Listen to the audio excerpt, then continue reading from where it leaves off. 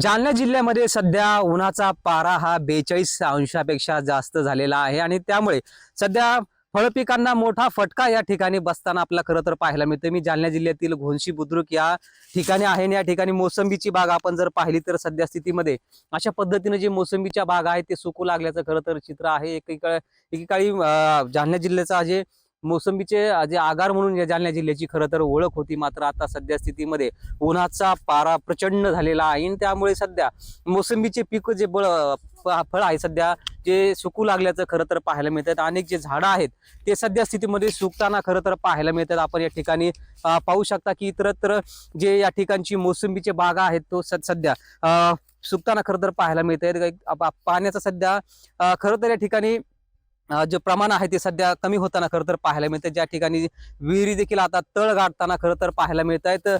याच संदर्भात बोलण्यासाठी आपल्यासोबत या ठिकाणचे शेतकरी आहेत, त्यांच्याकडूनच जाणून घेऊया की नेमकी या ठिकाणची सध्याची परिस्थिती कशी आहे। दादा, काय सांगाल? सध्या मोसंबी सध्या तुम्ही घेतलेली आहे, कशी पीक आहे सध्या आणि उन्हाचा पारा सध्या प्रचंड वाढताना पाहायला मिळतोय, मोसंबी सध्या सुकताना दिसते तुमची, काय सांगाल? खूप गंभीर परिस्थिती आहे।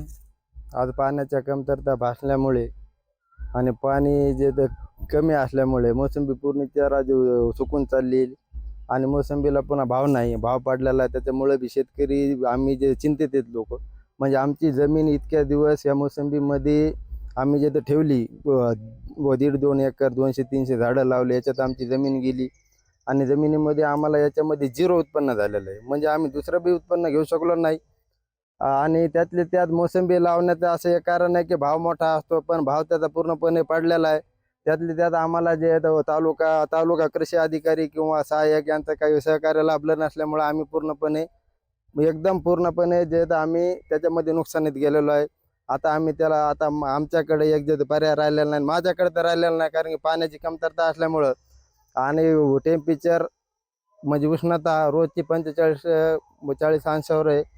त्यामुळे मला याला जीसीपी लावून हे झाडे काढल्याशिवाय पर्याय राहिलेला नाही।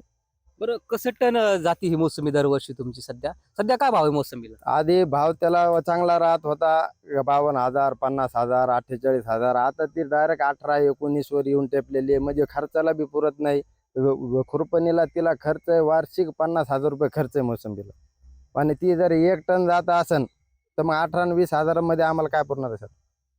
त्याच्यामुळं आम्ही आता हे काढून टाकण्यात निर्णय ह्या वर्षी घेतलेला आहे आणि मी 100% आता जेसीबीच्या सहाय्याने कोणत्या तरी यंत्राच्या सहाय्याने त्याला जे काढून टाकणार आज उद्या। एकंदरीत काय सांगाल? सध्या म्हणजे कृषी अधिकारी वगैरे या ठिकाणी येतात का, मार्गदर्शन करतात का कधी तुम्हाला? कधीच आम्हाला तशा काही अधिकाऱ्याचं किंवा कर्मचाऱ्याचं काय मार्गदर्शन आतापर्यंत काय लाभलेलं नाही, कारण की आमची 7-12 वर बी आहे, पण कृषी अधिकारी किंवा सहाय्यक किंवा कुठले काही तसं काय आम्हाला काही त्यांचं मार्गदर्शन अजून नाही दिलेलं। लागवड खर्च निघालाय का आतापर्यंत मोसंबीचा तुमचा? लागवड खर्च म्हणजे माझी एक वेळेस मोसंबी विक्री झाली मागच्या वर्षी 2025ला पहिल्या महिन्यामध्ये समजा, किंवा मग असं 2-3 महिन्यामध्ये, तर एक मला फक्त 800 रुपयाची मोसंबी विकली। ते बी मी जे स्वतःला बीटला घेऊन गेलो, म्हणजे माझ्या गाडीचं भाडं सुद्धा मला काही भेटलेलं नाही। रोगाचा काय प्रादुर्भाव कसा असतो या ठिकाणी मोसंबी? रोगाचा प्रादुर्भाव त्याला पाण्याची कमतरता भासली की खेळते तर संपतो, आणि आता तर सध्या पाणीच नाही। पाणी आहे थोडंफार आहे, तर आम्ही बैल जनावराला ठेवलेलं आहे ते, कारण मोसंबीला दिलं तर मग ते पाणी आमचं पूर्णपणे संपतं।